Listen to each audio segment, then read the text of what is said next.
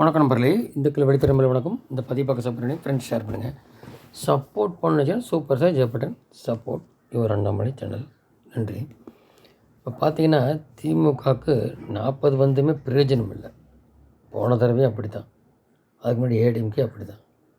3 தடவை கன்சிடர்டாக நேருக்கு மேலே மிஞ்சி 3வது தடவை வந்துட்டார். இப்போ போயிரு எப்போவுமே போகாது. நிதிஷும் சந்திரபாபு நாயுடு லாக்குடு. ஸ்பீக்கர் வேணுங்கிறாங்க. ஸ்பீக்கர்னால் அந்த சபாநாயகர் அது எப்படி கான்ஸ்டியூஷன் படி அது எப்படி போன தடவை இதுக்கு முன்னாடி வாஜ்பாய் ஆட்சிலையும் ஸ்பீக்கர் பாலயோகின்றவுக்கு இதே சந்திரபாபு நாயுடு கொடுத்தாங்க.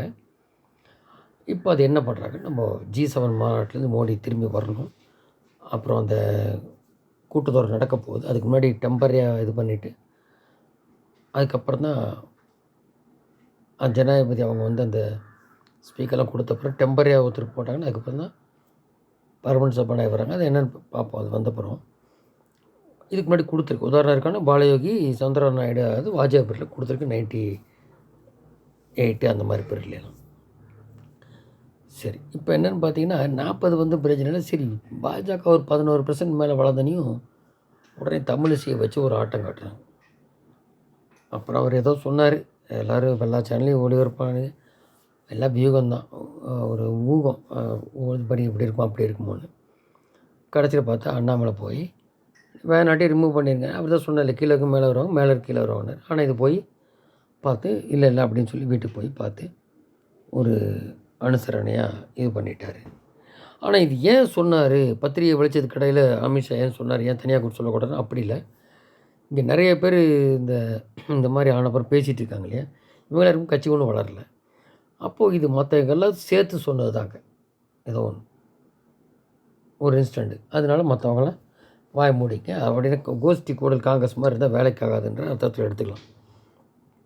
இந்த மாதிரி இருக்குது. ஸோ இப்போ பார்த்திங்கன்னா விக்கிரவாண்டி இடைத்தேர்தலில் மறுபடியும் போட்டி போடும்போது இடைத்தேர்தல்னாலே அலங்கச்சு தான்.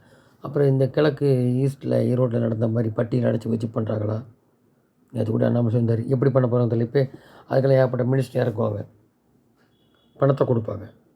அதனால் இப்போ நீ ஏடிஎம்கேலேருந்து நாங்கள் போட்டி போடுறதுக்கு இல்லை, இந்த மாதிரி இதாகாதுன்னு சொல்லி ஜெயக்குமார் ஸ்டேட் கொடுக்குறாரு. இப்போ ஈவினிங் பாஜக பாமக கேண்டிடேட்டுக்கு சப்போர்ட் பண்ணுற மாதிரி இந்த கூட்டணி அப்படியே இந்த பாஜக பாமக தினகரன் கூட்டணி அப்படியே பாமக அங்கே பெல்ட்டில் அவங்களுக்கு தான் அந்த இது இருக்குது, ஓட்டு பர்சன்டேஜ்னால அவங்கள நிற்க வச்சு இது பண்ணுற மாதிரி.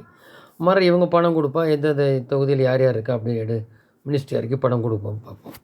ஸோ ஏடிஎம்கே நிற்கலாமோ அது காலம் எப்படி போகுது, நாம் தமிழர் நிற்க வைக்கிறாங்க. நாம் தமிழரில் அந்த காலம் எப்படி போகுது, ஏடிஎம்கே மட்டும் இப்படி சொல்கிறாங்க, அது என்ன கூட்டணி போட்டு டிஸ்கஸ் பண்ணி போகிறாங்கன்றது அந்த மாதிரி சொல்கிறாங்க. சரி, ஓகே. ஆனால் இதில் மொத்தத்தில் என்னென்னாக்கா இப்போது அடுத்தப்பல பயங்கரமாக கூட்டணி போட்டு 6% தேமுதிக வந்ததுனால தான், இல்லாட்டி அந்த பர்சன்டேஜ் கூட எடப்பாடி கிடச்சிருக்காது. 16% தான் கிடச்சிருக்குன்றாங்க. விஜயகாந்த் இறந்தப்பறம் அது 1/2% 6% கிடச்சிருக்கு.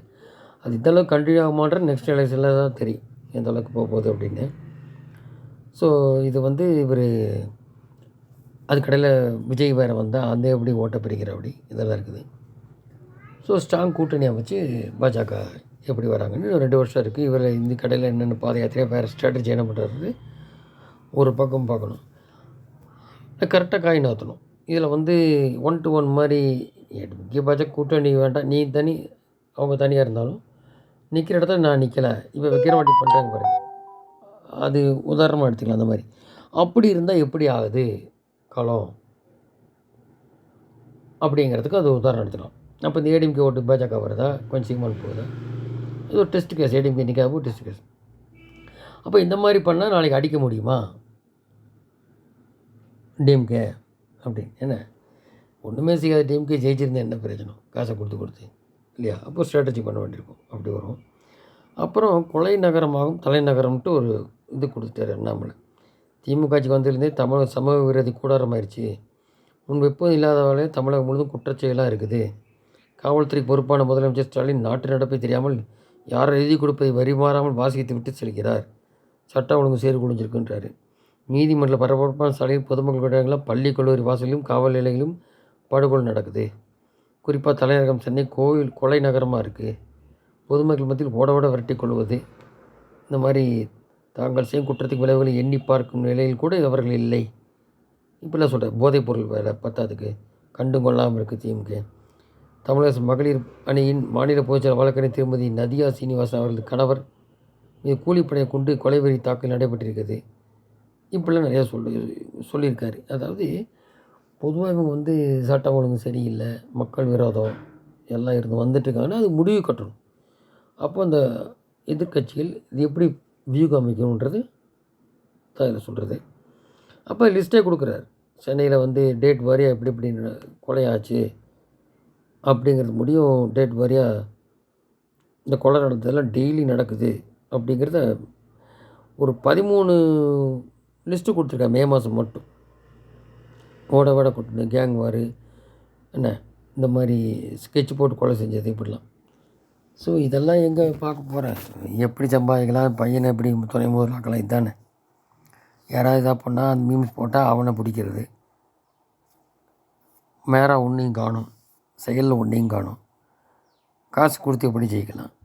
இது ஜனநாயகமாக? கேள்விக்குறி. பார்ப்போம். நன்றி. ஜெய்.